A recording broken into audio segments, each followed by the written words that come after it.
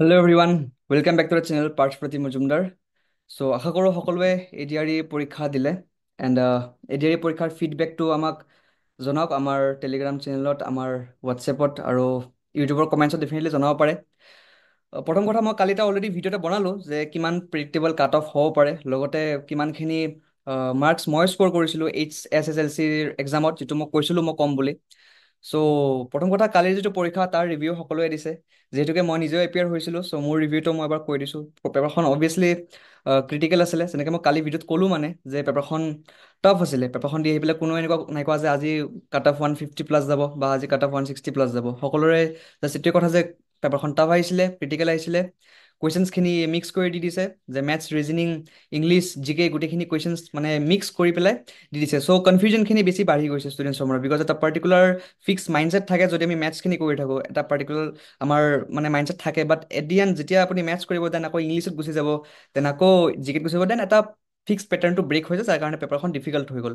এতিয়া সেইটো কিয় দিছে? বিকজ অবভিয়াছলি টেষ্ট কৰিবৰ কাৰণে যে নলেজটো আপুনি কিমান ডাইভাৰ্চিফাই মানে কৰিব পাৰে, নিজৰ মাইণ্ডটো কিমান মানে ডিফিকাল্ট চিটুৱেশ্যনত কাম কৰিব পাৰে, আপোনাৰ ব্ৰেইনটো ভালকৈ কাম কৰে নকৰে সেই ডিফিকাল্ট চিটুৱেশ্যনটোত এজ এ মানে সেই বস্তুটো টেষ্ট কৰিছে, আই গেছ মোৰ হিচাপত।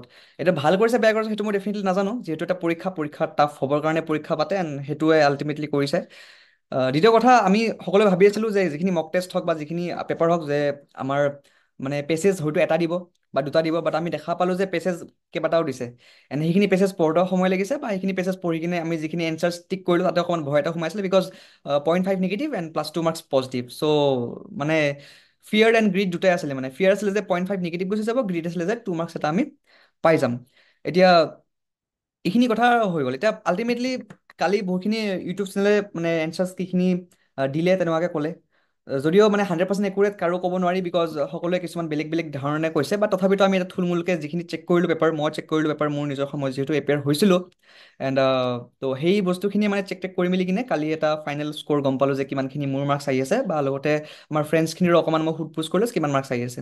লগতে এটা পলো দিয়া গৈছিলে, পল নহয় বাৰু, পল ঠিক নহয়, মানে বেলেগ আপোনাৰ ইনষ্টিটিউটছখিনিয়ে পল দিয়া গৈছিলে। তো তেওঁলোকে পলত মানে যিখিনি মানে ডাটা কালেক্ট কৰিলে, তেওঁলোকে সেইখিনিৰ ওপৰত ভিডিঅ' বনাইছে। লাইক এটা পলত আপোনাৰ 16,000 ভোটছ আহিছিলে, এটা পলত বেলেগ প্লেটফৰ্মৰ ইউটিউবৰ এটা পলত 13,000 ভোটছ আহিছিলে।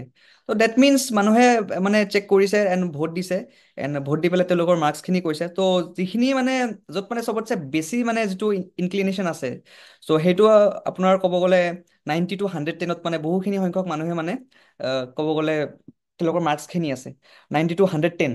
90 to 110 বহুখিনি সংখ্যকৰে মানে মাৰ্কছখিনি আছে মানে। চ' এতিয়া সেইটোৱে মানে, এতিয়া কাট অফ কিমান যায় কিমান নাযায় সেইটোতো মই ডেফিনেটলি ক'ব নোৱাৰিম, বাট যিটো মই প্ৰেডিক্ট অলৰেডি কৰিছোঁ যে 100 মানে 112ৰ তলত থাকিব লাগে কাট অফ মোৰ হিচাপত, যিটো মই কালি অলৰেডি ভিডিঅ'ত বনাই কৈ দিছোঁ, মানে যে 112তকৈ বেছি কাট অফ যাব নালাগে মোৰ হিচাপত, 112তকৈ কম থাকিব লাগে। তাতকৈ বেছি যদি যায় তেনেহ'লে আৰু সেইটো উপায় নাই, বাট অবভিয়াছলি বিকজ সেইটো অফিচিয়েল নহয়, বাট মোৰ হিচাপত কম যাব, বিকজ যিহেতুকে পলখিনিত মানে বহুখিনি মানুহে ইমান তেনেকৈ নাই কোৱা। চ' সেই হিচাপত যাব। চ' যদি আপুনি মানে 112তকৈ বেছি পাইছে বা 110তকৈও বেছি পাইছে, দেন আপুনি মোৰ হিচাপত ছেফ ফিল কৰিব পাৰে এণ্ড স্কিল টেষ্টৰ প্ৰিপেৰেশ্যন কৰিব লাগে। এতিয়া প্ৰথম কথা যে স্কিল টেষ্টৰ কাৰণে বহুতে এতিয়া বহুত কোচিঙত জইন কৰিব বা কিবা কিবি কৰিব। মোৰ হিচাপত যে যদি আপুনি জইন কৰে বহুত ভালে কথা বাৰু, বাট ইউটিউবতো গোটেইখিনি কণ্টেণ্টে ফ্ৰীলি এভেইলেবল আছে, বা মই মোৰ টেলিগ্ৰাম চেনেলত লিংকছখিনি প্ৰভাইড কৰি দিম, যিখিনি লিংকছৰ সহায়তে আপোনালোকে মানে ফ্ৰীলি ফৰ ফ্ৰী ডেফিনেটলি মানে পাৰিব এই কণ্টেণ্টখিনি চাবৰ কাৰণে। বাট কোচিঙত জইন কৰিলেও ভালে হয়, একো লছ নাই বাৰু তথাপিতো। বাট মই ফ্ৰীলিও আমাৰ টেলিগ্ৰাম গ্ৰুপত দি দিম, চ' আপোনালোকে জইন কৰিব পাৰে। নহয়, এটা কুৱেশ্যন যে মোৰ এক্সাম কেনেকুৱা হ'ল, মই চেক কৰিলোঁ, চেক কৰি পেলাই প্ৰথম কথা এক্সাম দি পেলাই এইটো মন খুবেই বেয়া লাগিছিলে, বিকজ এতিয়া এক্সাম ইমান ভাল হোৱা যেন নালাগিছিলে, মানে ইমান ভাল হোৱা নাইও বাৰু, বাট তথাপিতো চেক টেক কৰি মেলি কিনে মোৰ স্ক'ৰ যিটো আহিছে বৰ্তমান, অবভিয়াছলি 100%টো ক'ব নোৱাৰি, বাট এণ্ড দুটা কুৱেশ্যন মানে বনাছ মাৰ্ক পাম বুলিও বহুতে কৈ আছে, বিকজ মই সেই দুটা এটেম্প কৰিছিলোঁ, এণ্ড সেই দুটা মোৰ ভুল গ'ল। বাট এতিয়া ইউটিউবাৰ্ছখিনিয়ে কৈছে যে সেই দুটা কুৱেশ্যন চাগে বনাছ পাই যাম, তো সেই বস্তু মই ধৰা নাই বাৰু, নধৰোঁ। বাট তথাপিতো মানে 120 পৰা 125ৰ ভিতৰত কিবা এটা স্ক'ৰ থাকিব লাগে, মানে 122.25 মান চাগে থাকিব লাগে, যদি মানে বনাছ কেলকুলেট নকৰোঁ, যদি কেলকুলেট কৰোঁ আকৌ 2.5 এটা বাঢ়ি যাব। তো তেনেকৈ মুঠতে 120 প্লাছ 120 to 125 কিবা এটা স্ক'ৰ থাকিব লাগে। আই ডোণ্ট নো এইটো ভাল স্ক'ৰ নে বেয়া score, but at the end মানে নিজে যিখিনি পাৰোঁ সেইখিনি কৰিছোঁ। এণ্ড আই এম হেপী যে বহুখিনি ষ্টুডেণ্টছে মানে বহুখিনি ভাল ভাল মাৰ্কছো পাইছে। মোৰে চিনাকিত বহুতে ভাল মাৰ্কছ পাইছে অবভিয়াছলি।